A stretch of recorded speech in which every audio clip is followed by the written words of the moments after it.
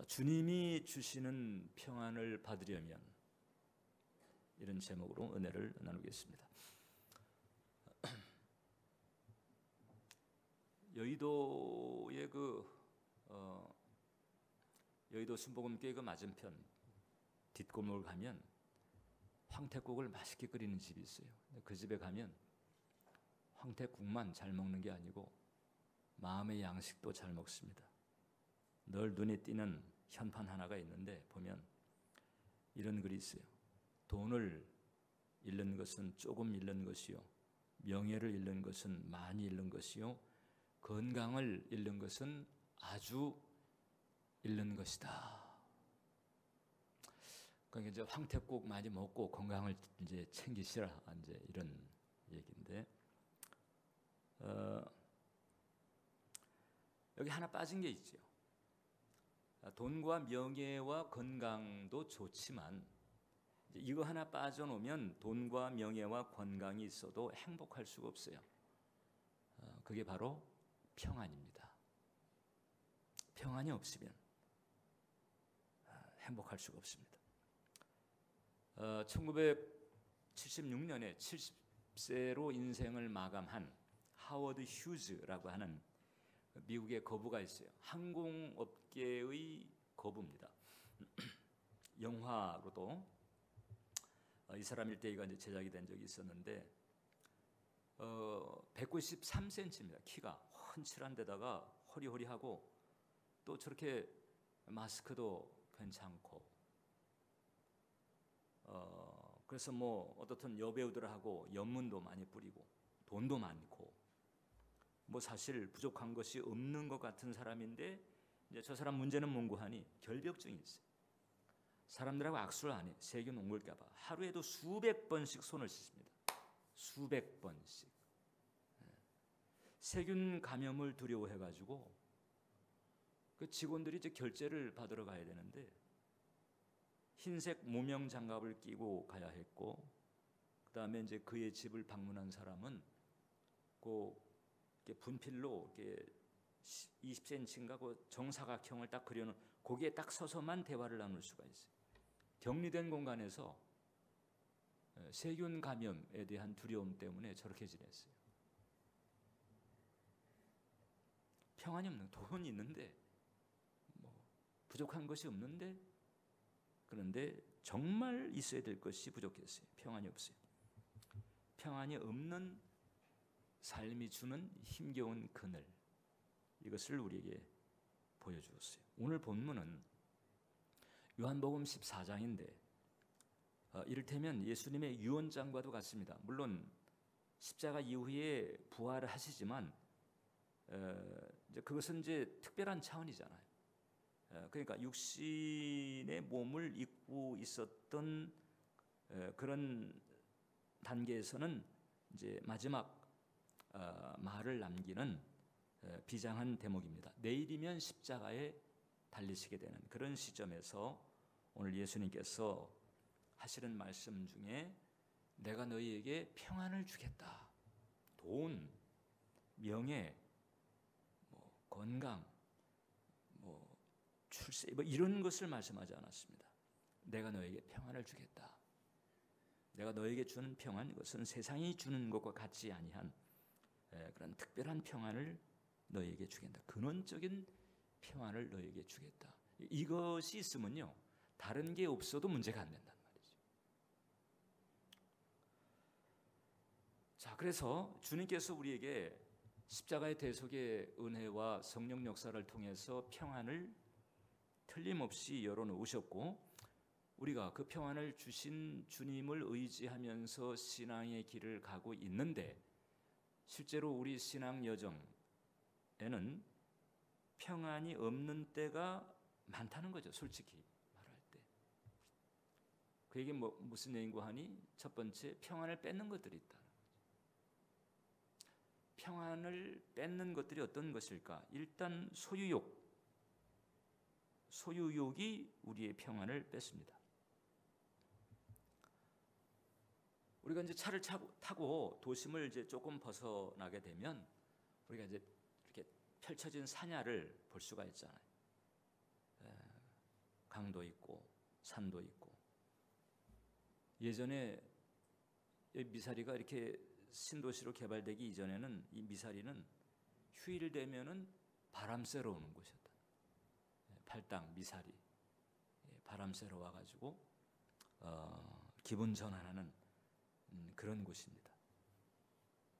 그러니까 여러분들도 주일마다 이 미사리에 와서 거룩한 바람을 쐬고 있는 줄 믿습니다. 거룩한 바람을 쐬러 오는 거예요.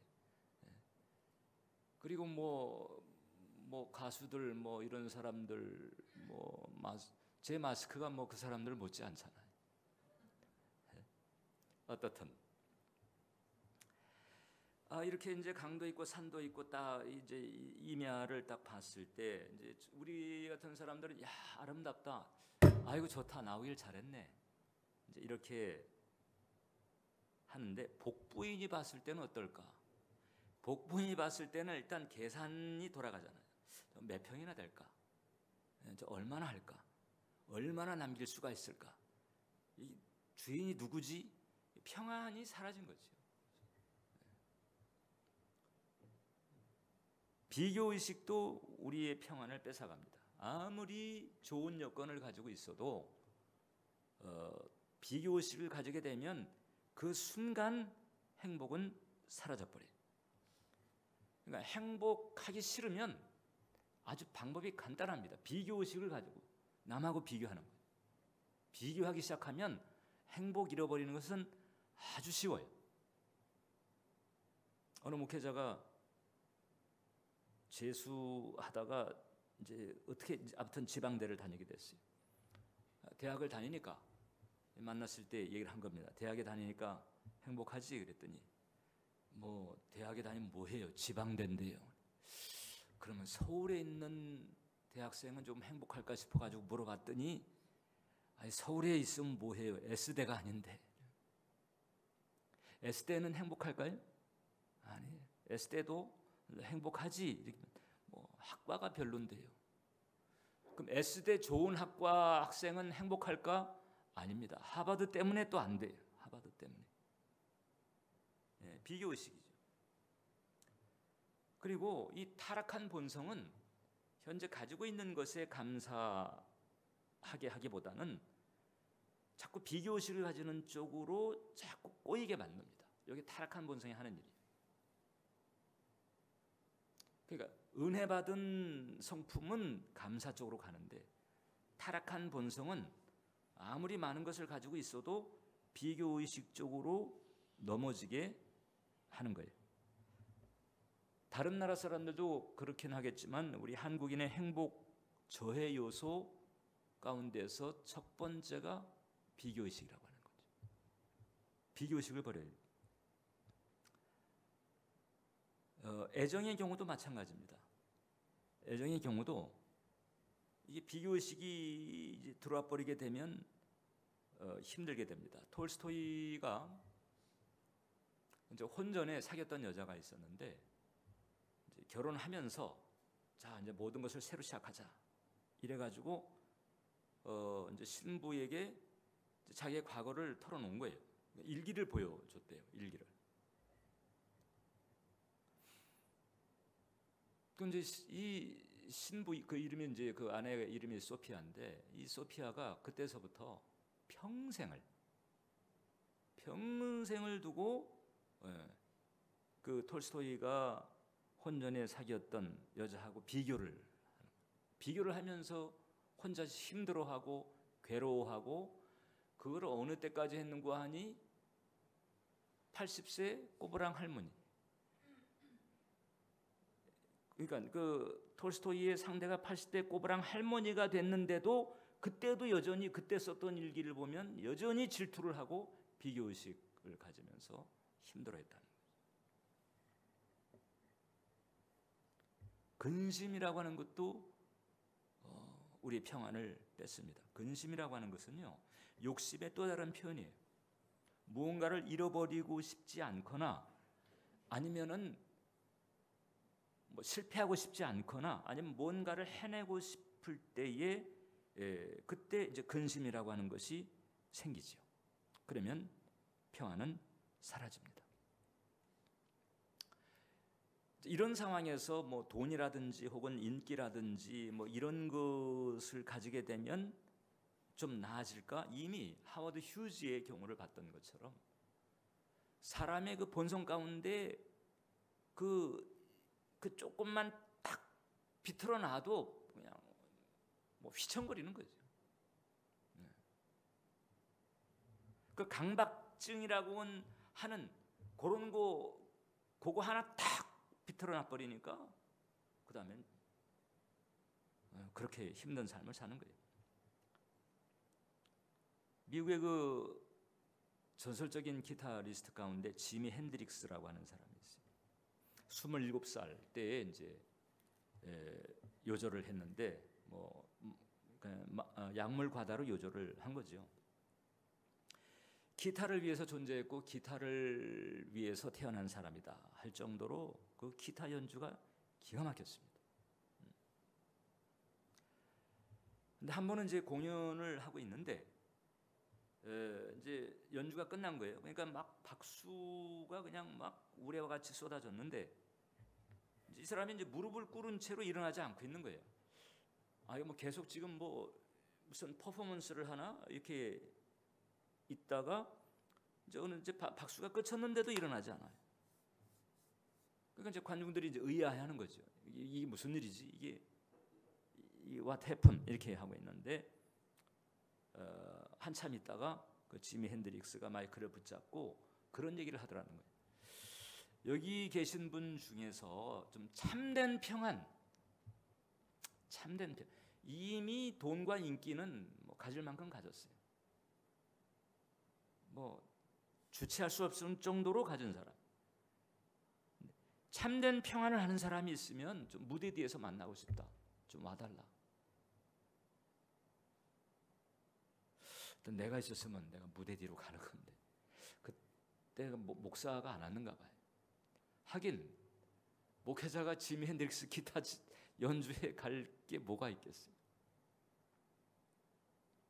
며칠 후에 이제 약물 과다로 사망한 거예요.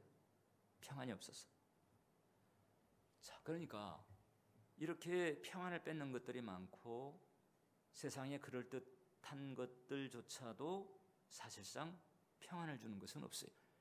있을까 해서 힘써보지만 결국은 아니라고 하는 사실들을 사람들은 깨닫게 되는 거죠. 그렇기 때문에 이 세상 것이 가지고 있는 특징이 있어요. 우리는 세상 것은 의지하면 안 돼요. 세상 것은 사용해야 돼. 하나님의 영광을 위해서 세상 것은 이용하고 사용해야 되는 거지 세상 것은 의지하는 것이 아니다. 세상은 의지하는 사람을 실망시키는 것입니다. 세상은 의지하는 사람을 배신하고 실망시키고 멸망시키는 거예요. 왜냐하면 세상 임금이 마귀이기 때문에 도적질하고 죽이고 멸망시키는 마귀가 임금 노릇하고 마귀가 사실상 지배하고 있는 것이 세상이기 때문에 그래서 세상은 결국 세상을 의지하는 그런 사람은 실망시키고 멸망을 시킨다고 하는 것. 이것을 우리가 잊어서는 안 되는 거예요. 그러기에 우리가 평안을 얻되 돈이나 인기 뭐 이런 반짝하는 썩어질 그런 평안이 아니고 그게 이제 세상이 주는 평안이거든요. 그런 거 말고 주님이 주시는 평안을 얻어야 된다는 거죠. 그럼 두 번째, 주님의 평안은 어떻게 얻는가? 주님의 평안. 주님의 평안을 어떻게 얻느냐? 일단 주님의 임재를 통해서 얻어요. 주님의 임재를 통해서. 여러분 이제 어린 아동들과 그다음에 그 부모들의 생리를 이제 그 연구한 사회학자가 딱 발표를 했는데 아무리 사람이 많은 그런 유원지 이런데 간다 할지라도 그 이제 꼬마가 이제 막 다니면서 놀잖아요. 꼬마들은 그럴 수밖에 없잖아요. 꼬마들이 그냥 마구 다니면서 이렇게 노는 것 같아도 은연중 헐깃헐깃 이제 부모를 보는 거지. 놀다가 한번 부모를 또 보고 부모를 의식하면서 노는 거예요. 근데 그건 반면에 부모도 마찬가지라고. 부모도 뭐 다른 거 하고 얘기하고 뭐 이렇게 하는 것 같아도 늘 마음은 아이의 동정에 곤두서 있어서, 그래서 늘 아이를 의식하고, 그래서 그 부모의 의식 반경하고 아이의 의식 반경이 서로를 노골적으로 의식하지 않는 것 같아도 그게 겹쳐가지고 대략 자기네들이 감당할 수 있는 범위 바깥은 안 간다는 거지. 근데 힐끗힐끗 엄마 아빠를 쳐다봐 가면서 놀고 있는데, 근데 엄마 아빠가 안 보여. 안 보이면 그때부터 이제 이 아이는 모든 게 의미가 없어지는 거예요. 그 맛있는 아이스크림도 갑자기 맛이 없어지는 거예요. 놀이기구 재미가 떨어지는 거예요. 엄마 아빠가 안 보이면 불안이 엄습하는 거예요. 모든 게 재미가 없어져 버려요. 이게 이제 하나님과 우리 사이도 마찬가지예요. 우리가 이제 불안할 때가 있어요. 염려 근심이 들어왔을 때가 있어요. 그때 무슨 얘기냐? 주님에서 멀어졌다는 얘기죠. 우리의 영혼이 주님께로부터 멀어졌어요. 그러나 아무리 객관적으로 불안하게 만들고 근심하게 만들 만한 상황일지라도 주님의 임재를 살면 평안합니다. 대표적인 분들이 선교사들이에요.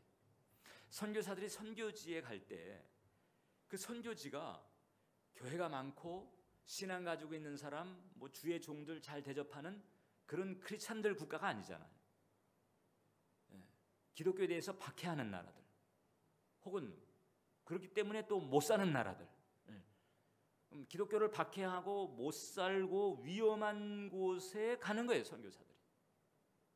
객관적으로 보면 어느 누구도 가지 않을 근심, 걱정, 불안이 많은 그런 지역을 스스로 가는 거잖아요. 어떻게 그걸 견뎌내는가? 임재죠. 임재의 은혜죠. 주님과 함께함이라고 하는, 주님과 함께만 하면 그러면 감당할 수 있는 거예요. 이사야서 41장 10절을 보면 시작. 두려워하지 말라. 내가 너와 함께함이라. 놀라지 말라. 나는 내 하나님이 됨이라. 내가 너를 굳세게 하리라. 참으로 너를 도와주리라. 참으로 나의 의로운 오른손으로 너를 붙들리라. 두려워하지 말라는 거죠. 내가 너와 함께 하니까. 함께 하니까. 그러니까 이 함께함이라고 하는 이 임재의 그 서클이 있어요. 서클이 보이지 않지만 그런 서클이 있다고. 예를 들어서 예배에 진심으로 예배를 꾸준하게 드리는 거, 혹은 기도하는 자리를 놓치지 않는 거, 혹은 주의 뜻, 주의 마음을 헤아릴 수 있는 그 묵상의 그런 기회를 놓치지 않는 거, 이런 것들은 다 주님을 가시권에 두는 서클인 거죠. 그런 것들을 안 하게 되면 영이신 보이지 않는 하나님의 임재에서 사실 이제 멀어져 가게 되는 것이고, 이제 그런 증상이 마음속에 근심 혹은 불안 뭐 이런 것으로 뭔가 횡하고, 소위 이제 우리가 기도줄을 놓쳤다든지 이런 상태가 바로 그런 겁니다. 우리가 두려워하지 않을 수 있는 이유는 뭔가 하냐? 내가 너와 함께함이라, 임재라고. 어떤 사람이 공동묘지를 넘어가지고 이제 마을로 넘어가, 시골에서 공동묘지를 이렇게 지나가는데 그 공동묘지에 아니 어둑어둑한데 거기 꼬마 하나가 막 놀고 있는 거예요. 막 신나게 놀고 있어요. 꼬마 하나가. 아니 이 공동묘지, 아니 꼬마가 어떻게 저렇게 혼자 놀고 있어 그래? 이래가지고 얘야 너 여기 공동묘지잖아, 무섭지 않아? 그랬더니 안 무서워요. 안 무섭다는 거예요. 아니 왜 무섭지 않지? 그랬더니 꼬마가 그렇게 대답하라는 거지. 우리 아빠가 이 묘지 관리인이거든요. 여러분, 우리 주님이 온 천지를 관리하십니다. 두 번째, 주님의 평안은 사랑으로 받는다. 사랑으로. 내가 주님을 사랑하고 또 내가 주님의 사랑을 받을 때, 그때 주님의 평안이 자연스럽게 넘친다. 오늘 그 성경 본문을 보면요, 예수님께서 내가 아버지를 사랑하는 것과, 이런 말씀이에요. 내가 아버지를 사랑하는 것과, 내가 아버지를 사랑하는 것, 그러니까 아버지가 당신을 사랑하는 것에 대해서는 뭐 의심의 여지가 없어요. 그리고 당신도 아버지를 사랑하는 거예요. 내가 아버지를 사랑한다. 나와 아버지는 하나이니라. 사실 조금 전에 임재와 같은 맥락으로 볼 수 있는데, 이게 이제 사랑인 거지. 사랑. 그래서 하나님을 사랑하고 하나님의 사랑을 받고 있다라고 하는 것을 인격적으로 의식하고 확신을 하게 되면, 그러면 평안이 있단 말이죠. 그래서 그런 평안으로 주님은 넘쳤기 때문에 갈릴리 풍랑 중에도 백고물에서 잠을 주무실 수가 있었고요. 십자가에 쓴 잔을 지금 앞두고도 평안을 말씀하시고 오히려 평안을 주겠다, 이렇게 말씀하시는 거죠. 요한일서 4장 18절 함께 읽겠습니다. 사랑 안에 두려움이 없고 온전한 사랑이 두려움을 내쫓는다. 자, 여러분, 두려움의 반대는 담대함일 것 같고, 담대함이 있어야 두려움이 내쫓을 것이라 그렇게 상식적으로 생각하잖아요. 근데 성경은요, 그게 아니고 담대함도 역시 어디서 오느냐? 사랑에서 오는 것이고, 평안도 사랑에서 오는 거죠. 사랑, 하나님 사랑을 확신할 때, 그때 자연스럽게 담대함도 가지게 되고 평안도 가지게 된다. 사랑 안에 두려움이 없고 온전한 사랑이 두려움을 내쫓는 거예요. 온전한 담대함이라고 그러지 않았습니다. 온전한 사랑이 두려움을 내쫓는다. 그러니까 신앙생활을 하고 주님을 섬기고 있음에도 불구하고 두려움이 우세한 상태가 개선이 되지 않는다. 그래서 이제 사랑의 문제가 있는 거죠. 주님과 사랑의 질이, 즉 문제가 있는 경우가 사실상 대부분이다. 베드로가 목숨의 위협이 들어왔을 때 주님 모른다고 잡아뗐잖아요. 그리고 힘들어하는 베드로에게 예수님이 찾아가가지고 뭐라고 그랬어요? 너 왜 이렇게 쫄았냐? 너 이렇게 담대하지가 못해? 이랬어요? 아니잖아요. 너 나 사랑하냐 물어봤죠. 사랑하면 목숨도 바치는 거예요. 사랑하면 죽음도 두려움죠. 사랑은 죽음보다 강하고 그랬잖아요. 사랑은 죽음보다 강하고. 시편 119편을 보면 주의 법을 사랑하는 자에게는 큰 평안이 있으니 그들에게 장애물이 없으리로다. 주의 법을 사랑하는 자죠. 주의 법을 의무감으로 혹은 억지로 마지못해 따라가는 자가 아니에요. 주의 법을 사랑하는 자, 그 사람에게는 큰 평안이 있겠다, 이렇게 말씀하고 있어요. 사랑으로 받는 것입니다. 세 번째, 또 주님의 평안은 사명으로 받는다. 사명을 지닌 사람이 주의 평안을 받아요. 사명감이 투철하면 죽음도 무서워하지 않잖아요. 제게 맡겨주세요. 제가 하겠습니다. 이게 사명, 뭐 이렇게 전투할 때, 그 사명감이 투철한 군인은 뭐 청탄, 겁내지 않고 돌격하고 그리고 임무를 수행한단 말이죠. 사명감이 투철하면 무서움, 두려움은 사라져요. 우리가 왜 신앙의 여정에서 자꾸 불안해하고 두려워하느냐? 사명이 약하기 때문에 그렇습니다. 사명 대신에 계산하기 때문에 그렇습니다. 사명이 없거나 약하면 자꾸 계산하게 되지. 이게 좋으냐 나쁘냐, 얻을 수 있는가, 받을 수 있는가, 누릴 수 있는가, 자꾸 이런 쪽으로 계산하게 돼요. 계산하게 되면요, 그러면 거기서 자꾸 근심하게 되어 있습니다. 산만하게 되어 있습니다. 사명으로 투철하면 심플해요. 고대 전쟁에서 보면 늘 뭐 영화를 보더라도 저는 이제 사실 감명을 받는 대목이에요. 감명. 어떤 것인고 하니 이제 나라와 나라가 이제 막 전쟁하기 직전에 통상적으로 최후 통첩을 보냅니다.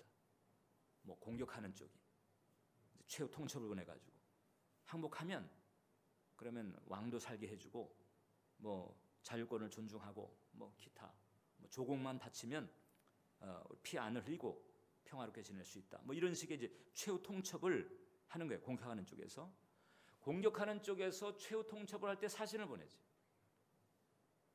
항복을 권하는 사신을 보내요. 그러면 대충 알죠.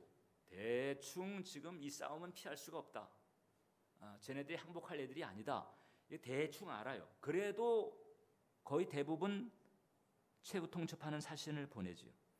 그러면 항복하지 않을 나라, 피할 수 없는 그런 싸움의 상황에서는 최후 통첩을 하러 간 사신은 거의 다 죽여요. 다 죽여가지고 목만 보내든지 시체를 보내든지. 뭐 우리는 항복할 생각 없다. 우리는 죽더라도 싸울래. 이런 표시거든요. 이런 표시를 어떻게 하는 거 아니? 곱게 그냥 글로 써가지고 뭐 이렇게 가서 전하라 이게 아니고 그냥 사신 목을 베요. 그러니까 그런 상황에서 최후 통첩을 하는 사신으로 지명이 됐다. 그러면 이제 그 사람은 이제 유서 쓰는 거지. 유서 쓰고 이제 오늘이 내가 죽는 날이구나. 어떻게 이제 살아나오면 살아나오는 거지만 이제 나는 가면 이제 난 이제 죽는다. 난 죽는 날이다. 이런 사지죠. 사지를 향해서 가고 있지만 그 죽음에 대한 두려움 때문에 막 위축이 돼가지고 그냥 기가 죽어서 그냥 눈치 보면서 이렇게 가지 않잖아요. 어깨 펴고 당당하게 가는 거예요. 그날이 초상날이 자기 초상날이지만 사명을 받았어요. 당당하게 들어가서 당당하게 얘기하는 거예요. 항복하라. 당당하게 얘기하는 거예요. 그리고 당당하게 죽어요.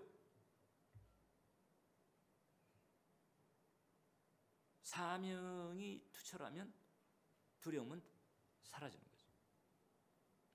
근데 뭔가 자꾸 받을 거, 누릴 거 이렇게 계산적인 쪽으로만 가게 되면 그러면 자꾸 이것저것 심란하게 되고 산만하게 되고 근심하게 되고 이렇게 되는 거죠.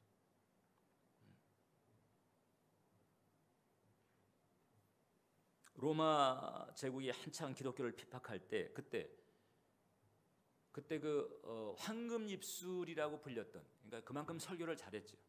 그 크리스토스톰이라고 하는 교부가 있었는데 그때 이제 그 왕비가 유도키아라고 하는 왕비가 이 크리스토스톰을 향해서 위협을 했어요. 너 자꾸 그런 식으로 설교하다간 너 신상이 안 좋아. 너 쫓겨나거나 너 죽임당할 너 추방할 거야. 추방하면은 사법적으로 생명의 보호를 받을 수가 없으니까 누가 죽여도 그 죽인 사람은 법에 저촉이 안 돼요. 그러니까 추방시키겠다고 위협을 했어요. 그러니까 크리스토스톰이 뭐라고 그랬는가 하니 그런 말을 이제 전하러 온 그런 메신저한테 이제 그렇게 대답을 합니다. 가서 뭐 여왕에게 전하라 이렇게도 하지 않았대요. 가서 그녀에게 전해라. 나는 죄 이외에는 두려운 것이 없다. 사명으로 투철하니까 두려움이 없지. 그래서 사명을 통해서 우리는 또 평안을 받는 것입니다. 마지막입니다. 주의 평안은 우리가 기도를 통해서 또 받는다. 기도는 뭔고하니 우리를 근심케 하고 불안케 하는 그런 일들, 그런 어떤 상황들을 맡기는 거지. 기도는 맡기는 거예요. 기도는 소통이고 기도는 대화이기도 하지만 예를 들어서 내게 수고하고 무거운 짐이 혹은 문제가 있다. 그럴 때는 그 짐과 문제를 주님께 이렇게 옮겨놓는 그런 운송 수단이에요. 기도하면 이제 맡기는 거지. 찬송가 369장 보면 가사 중에 그런 게 있어요. 시험, 걱정, 모든 괴로움 없는 사람 누군가. 근심, 걱정, 무거운 짐이 없는 자가 없는데, 그걸 안 해진 자가 없는데 어떻게 해야 되느냐? 우리 주께 맡기세요. 어떻게 맡기느냐? 기도를 통해서 맡기는 거예요. 시편 55편 함께 읽겠습니다. 내 짐을 여호와께 맡기라. 그가 너를 붙드시고 의인의 요동함을 영원히 허락하지 아니하시리로다. 내 짐을 여호와께 맡기라는 거예요. 어떻게 맡기느냐? 기도를 통해서 맡기는 거예요. 구체적으로 그 짐들, 문제들을 아뢰면서 주님께 의탁할 때 그때 맡아주시는 거지. 하나님께서 간섭하시고 개입해 주시고 하나님께서 다루시는 거예요. 베드로전서 5장 7절도 보면 다 같이 너희 염려를 다 주께 맡기라. 이는 그가 너희를 돌보심이라. 그래서 이 기도라고 하는 것은요, 단지 그냥 겉에서 보면 그냥 앉아서 혹은 무릎 꿇고 주님 앞에 기도하는 아주 정적인 그런 활동인데 아주 이 적극적인 노동 이상이다. 내가 하는 것은 아니지만 주님으로 하여금 하게 만드는 거죠. 내가 뛰는 건 아니에요. 근데 주님이 뛰게 만드는 거죠. 그러니까 내가 하는 것 이상해. 내가 뛰는 것 이상해. 아주 적극적인 노동인 거죠. 기도 자체는 정적인 현상이지만 기도를 통해서 일어나는 결과는 아주 적극적인 노동 이상의 결과를 우리에게 보게 한다는 거죠. 그런데 무엇보다도 주님께서 내 염려를 내게 맡겨라는 거잖아요. 내게 맡겨라. 수고하고 무거운 짐이 있느냐? 내게 가져와라 하는 거예요. 가져오라. 내가 맡아줄게. 내게 가져와. 주님께서 그러시기다. 어떻게 우리는 보이지 않는 그 주님께 내 이 구체적이고 현실적인 이런 문제나 짐을 맡기는가? 기도함으로 맡기는. 그러면 주님의 평안이 들어와요. 할렐루야. 그래서 우리는 임재, 사랑, 사명, 그리고 기도, 이런 그 은혜의 서클 안에 있을 때 근원적인 주님의 평안을 누릴 수가 있게 되고, 폭풍우가 몰아치고 뭐 칼과 창이 번득이는 전장터 가운데 있다 할지라도 두려워하니 하리로다. 두려워하니 하리로다. 그런 은혜와 담대함을 가지고 살아가야 됩니다. 그리고 그런 담대함과 평안이 있을 때 지혜가 꿈틀거리고, 그리고 사고의 폭이 넓어지게 되고, 그리고 길을 보게 되고, 이런 보너스가 주어지게 됩니다. 주님이 주신 평안으로 승리하게 되시기를 주님 이름으로 축원합니다. 기도하겠습니다. 하나님,